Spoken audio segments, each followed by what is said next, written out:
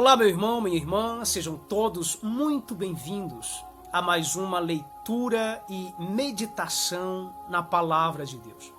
Que a graça e a paz do Senhor Jesus sejam derramadas de forma abundante e extraordinária sobre a sua vida, sobre a sua casa e sobre a sua família. Nós estamos lendo e meditando nas bem-aventuranças proferidas pelo Senhor Jesus. E hoje nós vamos estar vendo a terceira bem-aventurança que se encontra em Mateus, capítulo 5 e versículo 5. Então vamos à nossa meditação. Bem-aventurados os mansos, porque herdarão a terra. Meu irmão, minha irmã, a palavra de Deus, ela exige uma atenção toda especial por parte do leitor, haja vista ser ela a palavra de Deus. Mas nós temos textos nas Escrituras que exigem uma atenção redobrada e um cuidado maior para podermos compreender e aceitar aquilo que a palavra de Deus está falando. E eu creio que este seja o caso das palavras aqui das bem-aventuranças. Porque o Senhor Jesus vai dizer coisas que vão na contramão do pensamento deste mundo. Porque aqui ele diz que bem-aventurados são os mansos e que somente eles serão os que herdarão a terra. Então veja que o que Jesus diz é completamente diferente da ideia que o mundo tem de conquista. Quando o mundo pensa em conquista, ele pensa em termos de força, de poderio e de agressividade, como nós estamos assistindo lá na Ucrânia. A Rússia usando o seu poderio militar e de grande agressividade contra aquela nação para poder conquistar a sua terra, para poder aumentar as suas gananciosas fronteiras. E quando nós olhamos a história da humanidade, nós vamos ver que todos os grandes impérios, como o Império Romano, o Império Persa, o Império Babilônico, todos eles usaram de grande poder militar e de agressividade para conquistar a terra, para conquistar as nações, para alargar as suas fronteiras.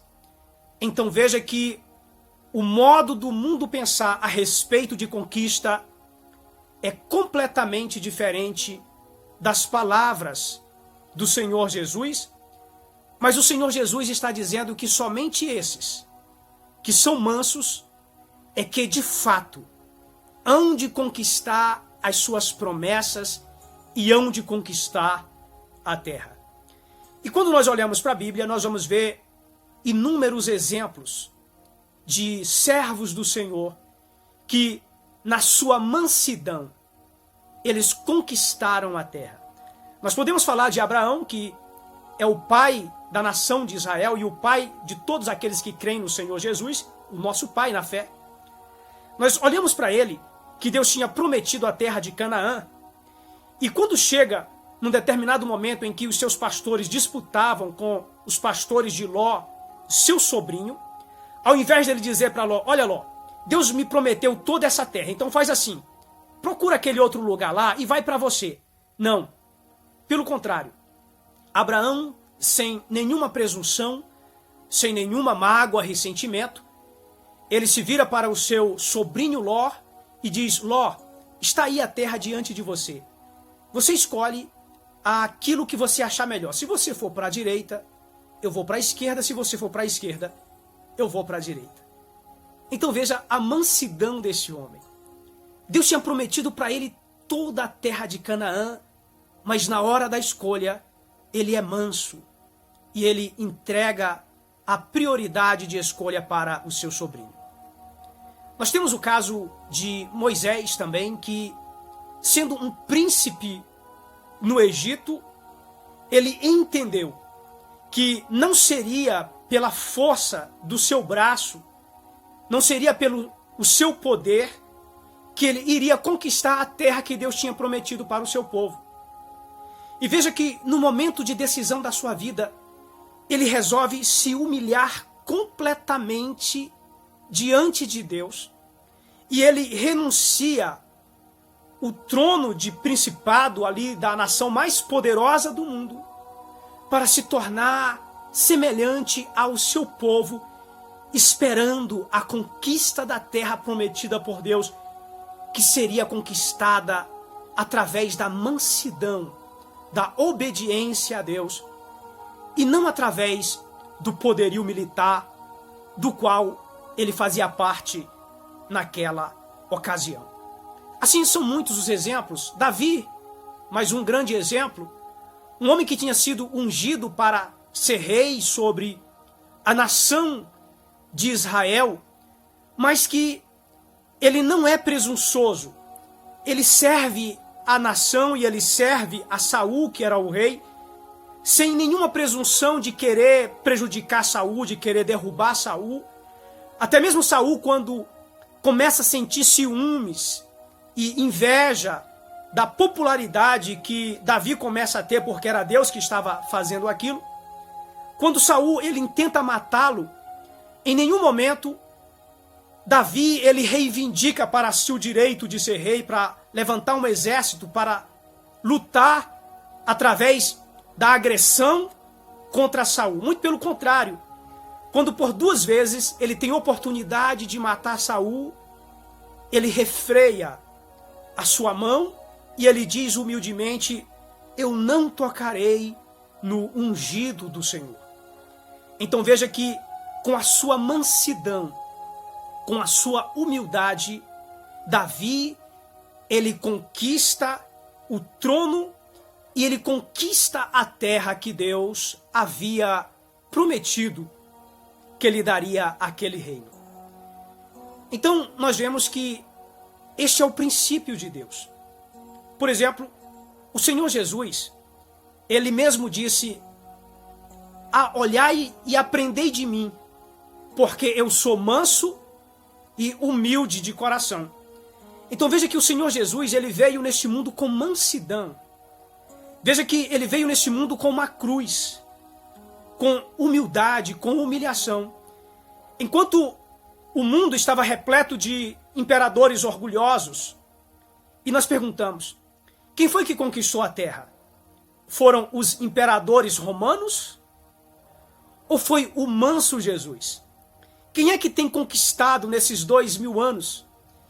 Quem é que tem trazido o seu reino por toda a terra? Será que foram aqueles orgulhosos imperadores que usavam da força e da violência? Não. Quem tem conquistado é a igreja de Cristo, é o Senhor Jesus, através da mansidão e de uma confiança inabalável em Deus. Por outro lado, nós não podemos confundir mansidão com indolência, ou seja, com falta de personalidade. Por exemplo, tem pessoas que chegam e dizem: olha, eu prefiro abrir mão de tudo do que e ter paz, do que ter que me impor em alguma situação, do que ter que reivindicar aquilo que Deus deseja que eu faça. Eu prefiro abrir mão um pouco da minha fé do que me manter aqui defendendo a verdade. Então veja que mansidão não significa covardia. O manso é alguém corajoso. É só olharmos para Moisés, né? Moisés, apesar de ser um homem manso, nós vamos ver que era um homem determinado. Nós olhamos, por exemplo, para Davi, que personalidade extraordinária que Davi tem. Quando ele tem que enfrentar o gigante, ele enfrenta o gigante. Quando ele tem que encabeçar o exército de Israel e dizer: vamos à terra dos filisteus e vamos vencê-los, ele o faz, mas veja sempre que ele faz isso em obediência a Deus e porque ele está em guarda da nação de Israel. Porque o manso, não é alguém que reivindica os seus próprios direitos. O manso é alguém que se preocupa com o próximo e com a glória de Deus. E quando ele faz isso, ele é corajoso, ele é determinado e é uma pessoa dotada de personalidade. É o caso dos mártires. Você vai ver que os mártires, eles não negociam a sua fé, eles não dizem, olha, vamos negociar aqui, sabe, meio termo, porque é melhor isso do que e ter paz, do que ter que confronto com os inimigos da fé. Veja que não.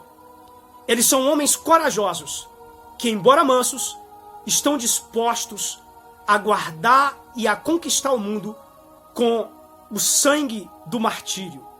Então veja que nós não podemos confundir mansidão com indolência, com pessoa que não tem coragem de levar adiante e a cabo a empreitada que Deus lhe confiou.